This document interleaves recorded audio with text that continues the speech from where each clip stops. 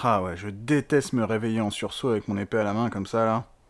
Tiens d'ailleurs, ça me l'a encore fait ce matin. Et salut, aujourd'hui on va encore être chiant et tatillonner un peu sur le Seigneur des Anneaux. Avant de commencer, j'aimerais bien préciser au cas où que ce format n'est pas un format analyse, mais un format divertissement. Et donc allons-y pour le premier autre putain de détail qui me chafouine, ce putain de roi sorcier. Vous savez, le roi sorcier d'Angmar, le plus puissant des 9, le plus puissant des Nazgûl, qui se fait botter le cul avec ses potes en 2 secondes par Aragorn dans la communauté de l'anneau, mais qui devient super badass avec son petit casque et sa giga paire de couilles en fonte. Mais qui meurt parce que transpercé par pas un homme. Je ne suis pas un homme. Ce qui signifie que quand il dit « Aucun homme ne peut me tuer », il parle des êtres humains adultes de sexe masculin. Ce qui implique qu'absolument tout peut le tuer, à part les humains adultes de sexe masculin. Donc il pourrait se faire écraser par un olifante, ou qu'il pourrait s'étouffer en avalant sans faire exprès une guêpe qu'il piquerait dans la gorge. On est d'accord que c'est quand même un gros nulos ce mec. Et si on se penche un peu plus sur la scène où il se fait tuer, on constate que, techniquement, c'est une épée qu'il tue. Et moi, ça me fait me poser des questions. S'il se fait renverser par une voiture, par exemple. Si c'est un homme qui conduit, il ne meurt pas, mais si c'est une femme qui conduit, ou toute autre chose qu'un homme, il meurt. Tout ceci n'est pas très clair. Mais bon, passons au deuxième putain d'autre détail, ce putain de haut-parleur. Vous vous rappelez dans le Retour du Roi, quand Saruman du haut de sa tour s'adresse à notre troupe de héros. Ne pouvons-nous faire la paix, vous et moi?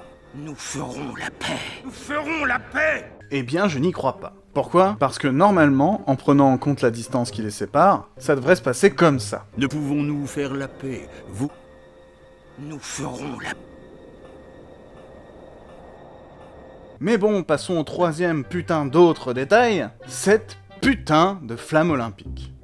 Et oui, vous savez, dans les 2 tours, cet Uruk-hai qui court torse nu avec une flamme olympique à la main pour faire exploser la muraille d'enceinte du gouffre de Helm. Et que Legolas, qui peut headshot à 3 km de distance, un orc qui tombe en hurlant alors qu'il vient de se faire headshot, n'arrive pas à tuer. Le seul moment où Legolas n'arrive pas à tuer sa cible, c'est quand il s'agit d'un gros balèze torse nu qui court au milieu d'une allée vide en pleine nuit avec une torche à la main. Mais bon, passons au quatrième putain d'autre détail, ce putain d'anneau. Alors, je sais que l'anneau est une matérialisation du côté obscur, qui provoque une tentation quant à ce dernier comparable à un très fort désir sexuel, mais on ne comprend pas pourquoi tout le monde a l'air de croire que ce putain d'anneau donne un quelconque avantage à la guerre.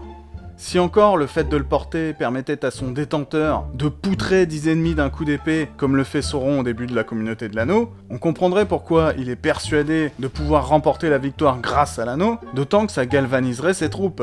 Mais non, là du coup quand tu le portes, ça te rend invisible pour tout le monde, sauf pour tes pires ennemis, soit les Nazgûl, et le Seigneur des Ténèbres lui-même. Et comment ça se traduit ça? Eh ben quand t'enfiles l'anneau, tu te retrouves dans un monde tout flou et tout gris, et tu te fais engueuler par un gros œil géant. Super l'anneau. Waouh, quel avantage tactique certain pour vaincre l'ennemi. Et du coup dans la communauté de l'anneau, lorsque Bilbon met l'anneau pour s'éclipser de sa fête d'anniversaire, il est dans un monde tout flou et tout gris et il se fait engueuler par Sauron?